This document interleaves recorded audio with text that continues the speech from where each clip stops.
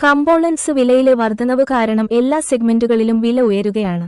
ബ്രാൻഡുകൾ സ്മാർട്ട്ഫോണുകൾ പുറത്തിറക്കുകയും പിന്നീട് നിശബ്ദമായി വില വർദ്ധിപ്പിക്കുകയും ചെയ്തു. മുൻഗാമികളെ അപേക്ഷിച്ച് ഈ വർഷം മുൻനിര മോഡലുകൾ ഇതിനകം തന്നെ ഉയർന്ന വിലയിലാണ് പുറത്തിറക്കിയത്. ആകർഷകമായ വർഷാവസാന ഡീലുകൾക്കായി കാത്തിരിക്കുന്ന സ്മാർട്ട്ഫോൺ വാങ്ങുന്നവർക്ക് അത്ര നല്ലതല്ലാത്ത ചില വാർത്തകൾ ലഭിക്കുന്നു. കഴിഞ്ഞ 6 മാസത്തിനുള്ളിൽ എല്ലാ ബ്രാൻഡുകളിൽ നിന്നും അടുത്തിടെ പുറത്തിറക്കിയ ഫോണുകളുടെ വില നിശബ്ദമായി വർദ്ധിച്ചു. ഇത് വാങ്ങുന്നവർക്ക് നിരാശാജനകമായ പ്രവണതയെ സൂചിപ്പിക്കുന്നു. ലോഞ്ച് ചെയ്തതിന് ശേഷം മോഡ് റേഞ്ചറുകളുടെ വില ഉയർത്തുന്ന പ്രമുഖ ബ്രാൻഡുകളിൽ ഒന്നാണ് വിവോ. 20,000 രൂപയിൽ താഴെയും 25,000 രൂപയിൽ താഴെയുമുള്ള ഫോണുകളിൽ വിപണിയിൽ പിടിച്ചു നിൽക്കുന്നതിനായി Vivo T4 light, T4X, T4, T4R തുടങ്ങിയ ഫോണുകൾ വളരെ ആക്രമണാത്മക വിലനിർണ്ണയത്തോടെയാണ് പുറത്തിറക്കിയത്. അടിസ്ഥാന മോഡലിന് 9,999 രൂപ പ്രാരംഭ വിലയിൽ പുറത്തിറക്കിയ T4 ലൈറ്റ് ഇപ്പോൾ 11,999 രൂപയ്ക്ക് ലഭ്യമാണ്. വിവോ T4X, T4 സീരീസുകൾക്കെല്ലാം മോഡലിനെ ആശ്രയിച്ച് 1000 മുതൽ 2000 രൂപ വരെ വർധനവുണ്ടായിട്ടുണ്ട്. ബജറ്റിൽ ശ്രദ്ധ കേന്ദ്രീകരിക്കുന്ന ഒരു മിഡ് റേഞ്ചർ മോഡലായ വിവോ Y400 പോലും ആദ്യം പുറത്തിറക്കിയതിനേക്കാൾ ഉയർന്ന വിലയിലാണ് വാഗ്ദാനം ചെയ്യുന്നത്. iQOOന്റെ Z സീരീസും വലിയ വ്യത്യാസമൊന്നുമില്ല. iQOO Z10X, Z10 light, Z10, Z10R തുടങ്ങിയ ഫോണുകൾ ആക്രമണാത്മക വിലനിർണ്ണയത്തോടെയാണ് പുറത്തിറക്കിയത്. പ്രത്യേകിച്ച് ഗെയിമർമാരെയും പ്രകടനത്തിന് ആർത്തിയുള്ള ഉപഭോക്താക്കളെയും ലക്ഷ്യം വച്ചായിരുന്നു ഇത്. ഈ ഫോണുകളെല്ലാം ഇപ്പോൾ വിപണിയിൽ ലഭ്യമാണ്. അവയുടെ യഥാർത്ഥ ലോഞ്ച് വിലകളിൽ നിന്ന് 1000 മുതൽ 2000 രൂപ വരെ വില വർധനവ്. ഉയർന്ന മിഡ് റേഞ്ച് വിഭാഗത്തിൽപ്പെടുന്ന iQOO Neo 10ന്റെ വിലയും 3000 രൂപ വർദ്ധിച്ചു. റിയൽമിയുടെ മിഡ് റേഞ്ച് ഓഫറുകളും ഇതുവരെ ബാധിച്ചിട്ടില്ല. റിയൽമിയുടെ പ്രശസ്തമായ നമ്പർ സീരീസിന്റെ കുറഞ്ഞ വിലയുള്ള പതിപ്പുകളായ റിയൽമി 15X-ഉം 15Tയും മത്സരാധിഷ്ഠിത ലോഞ്ച് വിലകളോടെയാണ് പുറത്തിറക്കിയത്. പക്ഷേ ഇപ്പോൾ വർദ്ധിച്ച് ഫലപ്രദമായ വിലകളിൽ ലഭ്യമാണ്. എന്നിരുന്നാലും ഓഗസ്റ്റിൽ പുറത്തിറക്കിയ P4, P4 Pro എന്നിവ ഉൾപ്പെടുന്ന റിയൽമിയുടെ P4 സീരീസിനെ വില വർധനവ് ബാധിച്ചിട്ടില്ല. Reno 14 series, F31 Pro, F31, K13X, K13 Turbo തുടങ്ങിയ OPPO ഉപകരണങ്ങളുടെയെല്ലാം വിലയിൽ വർധനവ് ഉണ്ടായിട്ടുണ്ട്. F31 Pro എന്നിവയ്ക്കൊപ്പം പുറത്തിറക്കിയ OPPO F31 Pro Plusന്റെ വിലയിൽ വലിയ വർധനവുണ്ടായിട്ടില്ല. Reno 14ന്റെ കാര്യത്തിൽ 37,999 രൂപയിൽ ആരംഭിച്ച 8GB plus 128GB model OPPO നിർത്തലാക്കി.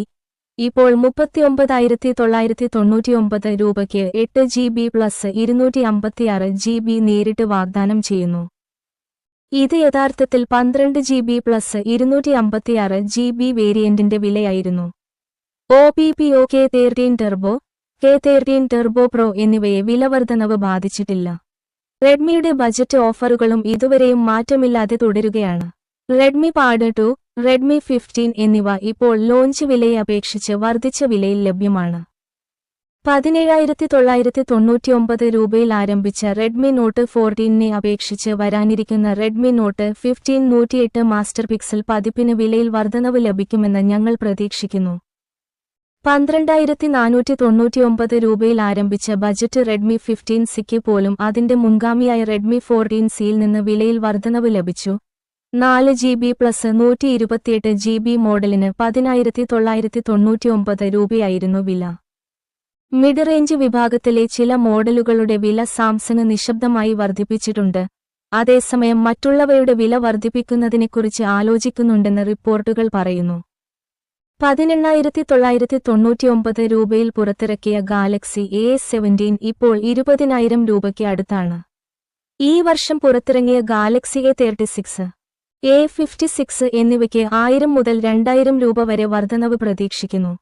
കൂടുതൽ ആക്രമണാത്മക വിലനിർണ്ണയത്തോടെ പുറത്തിറക്കിയിട്ടും ബജറ്റ് ഗാലക്സി M17 5G പോലും വിലയുടെ കാര്യത്തിൽ വർദ്ധിച്ചു. നവംബറിൽ 17,999 രൂപയ്ക്ക് 8GB പ്ലസ് 128GB അക്ക് പുറത്തിറക്കിയ മോട്ടറോളയുടെ G67 പവർ പോലും ഇപ്പോൾ ഫ്ലിപ്കാർട്ടിൽ 16,999 രൂപയ്ക്ക് ലഭ്യമാണ്. ഈ വർധനവിന് പിന്നിലെ കാരണം എല്ലാ ബ്രാൻഡുകളിലും സാധാരണമാണ്. മെമ്മറി ചിപ്പുകൾ, ഡിസ്പ്ലേ സാങ്കേതികവിദ്യ, അഡ്വാൻസ്ഡ് പ്രോസസ്സറുകൾ തുടങ്ങിയ അവശ്യ ഘടകങ്ങളുടെ വില വർദ്ധിച്ചതോടെ ബ്രാൻഡുകൾ ലാഭം കുറച്ചിട്ടുണ്ട്. പ്രത്യേകിച്ച് വിലനിർണ്ണയത്തിന്റെ കാര്യത്തിൽ മത്സരം രൂക്ഷമാകുന്ന മിഡ് സെഗ്മെന്റിൽ ഈ ഭാരം പൂർണ്ണമായും ഏറ്റെടുക്കുന്നതിനുപകരം ലോഞ്ച് ഘട്ടം കടന്നുപോയാൽ വിലകൾ പുനഃക്രമീകരിക്കാൻ ബ്രാൻഡുകൾ തീരുമാനിച്ചു. ഈ വില വർധനവ് മിഡ് റേഞ്ച് ഫോണുകളിൽ മാത്രം ഒതുങ്ങുന്നില്ല. ഈ വർഷം ഫ്ളാഗ്ഷിപ്പ് ഫോണുകൾ പുറത്തിറക്കിയപ്പോഴും മുൻ പതിപ്പുകളെ അപേക്ഷിച്ച് ഉയർന്ന വിലയുള്ള മോഡലിനെ അടിസ്ഥാനമാക്കിയായിരുന്നു വിലനിർണ്ണയം നടത്തിയതെന്ന് റിയൽമി, ഐക്യു എന്നിവയുടെ എക്സിക്യൂട്ടീവുകൾ വെളിപ്പെടുത്തി. OnePlus 15 അതിന്റെ മുൻഗാമിയായ OnePlus 13-നേക്കാൾ 69,999 രൂപ ഉയർന്ന വിലയോടെ 72,999 രൂപയ്ക്ക് പുറത്തിറങ്ങി. തുടർന്ന് ഐക്യു 13-നെ അപേക്ഷിച്ച് 59,999 രൂപ, ഐക്യു 15 72,999 രൂപ ഉയർന്ന വിലയുമായി. ഫൈൻഡ് X8 മോഡലുകളെ അപേക്ഷിച്ച് ഓപ്പോ ഫൈൻഡ് X9 സീരീസിന്റെ വില വർദ്ധിപ്പിച്ചു. Realme GT8 Pro, Realme GT7 Pro 59,999 രൂപ നേക്കാൾ ഏകദേശം 15,000 രൂപയ്ക്ക് പുറത്തിറക്കി. ശക്തമായ ഹാർഡ്വെയർ, വലിയ ബാറ്ററികൾ, വേഗതയേറിയ ചാർജിംഗ്, ദൈർഘ്യമേറിയ സോഫ്റ്റ്വെയർ പിന്തുണ എന്നിവ വാഗ്ദാനം ചെയ്യുമ്പോൾ ബ്രാൻഡുകൾ ലാഭം സംരക്ഷിക്കുന്നതിൽ ശ്രദ്ധ കേന്ദ്രീകരിക്കുന്നതായി തോന്നുന്നു. വാങ്ങുന്നവർക്ക് സമയം എന്നത്തേക്കാളും പ്രധാനമാണ് എന്നാണ് ഇതിനർത്ഥം. നേരത്തെയുള്ള ലോഞ്ച് ഡീലുകൾ, ബാങ്ക് ഓഫറുകൾ, ഉത്സവകാല വിൽപ്പന എന്നിവ വ്യത്യാസമുണ്ടാക്കും. അതേസമയം കൂടുതൽ സമയം കാത്തിരിക്കുന്നത് ഒരേ ഉപകരണത്തിന് കൂടുതൽ പണം നൽകേണ്ടി വന്നേക്കാം.